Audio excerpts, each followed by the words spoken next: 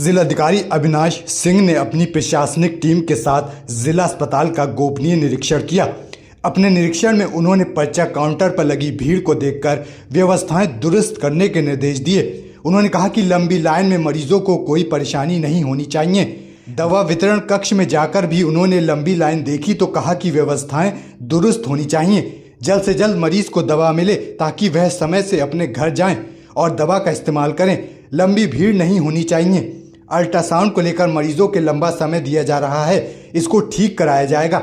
DM ने emergency ward का निरीक्षण किया। ओपीडी में सभी डॉक्टर बैठे मिले। उन्होंने कहा कि डॉक्टर के जो दिन निर्धारित हैं उसकी नेम प्लेट बाहर लगनी चाहिए। जांच में भी कोई समय नहीं लगना चाहिए। बहुत जल्दी हम एक बड़ी मीटिंग करने जा रहे हैं। जिस तरह दिल्ली और गाजियाबाद के अस्पताल में व्यवस्था है वैसी व्यवस्था बरेली के अस्पताल में भी होना चाहिए।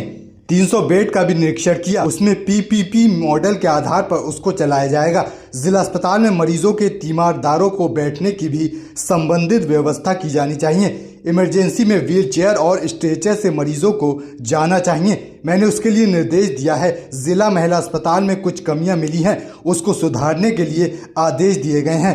कुल मिलाकर उन्होंने कहा कि व्यवस्थाएं ठीक हैं और इसमें सुधार की आवश्यकता है। पार्किंग की व्यवस्था भी दुरुस्त की जानी चाहिए।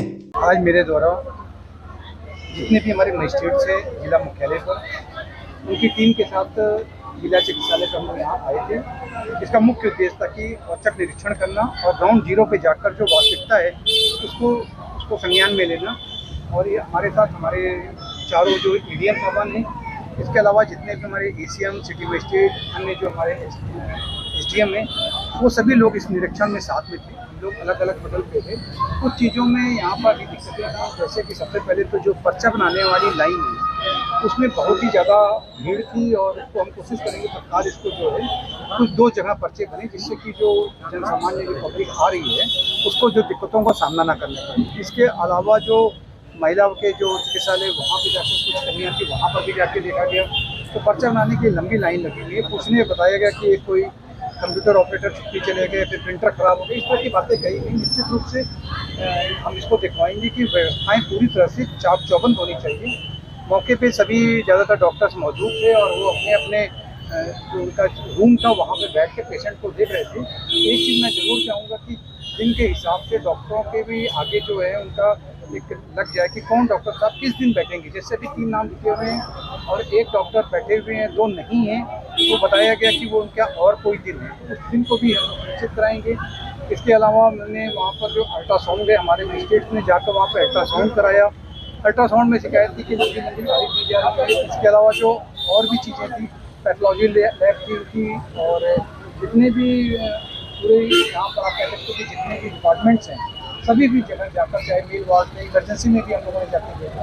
इमरजेंसी में ज़रूर थोड़ी सी जो मामले की हमको ऐसा महसूस हुआ कि वहाँ स्ट्रेचर और व्हील चेयर की थोड़ी सी कमी थी, उसको भी हम लोग निश्चित कराएंगे। ओवरऑल कह सकते हैं कि व्यवस्थाएँ अच्छी हैं, इसको थोड़ा सा और इसमें सुधार की जरूरत है। सर, जांचें नहीं हो पा रही हैं अभी तो मरीजों को उसमें दिक्कतों का सामना करना पड़ा और यहाँ का जो जाम है इससे भी कई बार शिकायत हो चुकी है, उस पर भी कोई निवारण नहीं। कुछ चीज़ें जैसे कि आपने कहा यहाँ पार्किंग की प्रॉपर व्यवस्था नहीं है।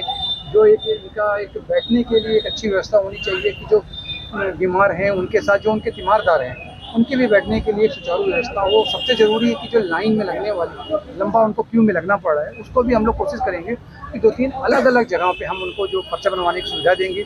जो आपने कहा कि जो एक पैथोलॉजी लैब है जिसमें टाइम लग रहा है, अल्ट्रासाउंड हुआ, ईसीजी हुआ, ये जितनी भी चीज़ें हैं इसमें एक व्यवस्था को कह सकते हैं कि अच्छी व्यवस्था है, लेकिन हमको इसको मुकम्मल तौर पे पूरे सुनिश्चित करना है कि 100% सारी व्यवस्थाएँ ओके रहें। तो निश्चित रूप से यही इसी के उद्देश्य से हम लोग आज अचानक यहाँ पर आते हैं तो निरीक्षण कर रहे हैं। कई जगह कोरोना के मरीज भी मिले हैं, उसको लेकर किस तरीके के दिशा निर्देश आपकी तरफ? देखिए, एक उद्देश्य आज की विजिट का वो भी था कि हम अपनी कोरोना की तैयारियों को एक बार देख लें। इसी संबंध में आज कल में मैं एक बड़ी मीटिंग बुला रहा हूँ जिसमें जितने भी हमारे डॉक्टर साहबान हैं या इससे जुड़े हुए जितने हमारे ऑफिशियल्स हैं, जितने भी हमारे ऑफिस सुपरिटेंडेंट है जो हॉस्पिटल्स के, उन सबको बुलाकर हम लोग एक बैठक कर दे रहे हैं जिससे कि जो अभी इस वक्त कुछ चीज़ें कुछ दिल्ली या गाजियाबाद में दिखाई दे रहा है उसके हिसाब से हम अपनी तैयारियों को पहले से कर लें, जिससे कि एंड टाइम पे अगर मान लीजिए कोई वेव आती है तो कोई दिक्कत ना हो। सर जनसहयोग को लेकर 300 क्या- बेड का हॉस्पिटल भी सर कोविड के लिए बनाया गया था पहले, क्या उसको भी इस बार प्रयास किया जाए? हाँ, अभी 300 बेड का हॉस्पिटल मैंने सीएमओ साहब के साथ, वहाँ के सीएमएस साहब के साथ पूरी उसकी विजिट किया है और हम लोग के उसमें भी ध्यान में है। और निश्चित रूप से जो हम लोग एक कोविड को लेते हुए भी एक तैयारी रखना चाहते हैं, पूर्व तैयारी कर सकते हैं जिसको है, उसी के उद्देश्य से यहाँ भी विजिट किया गया 300 बेड हॉस्पिटल में भी।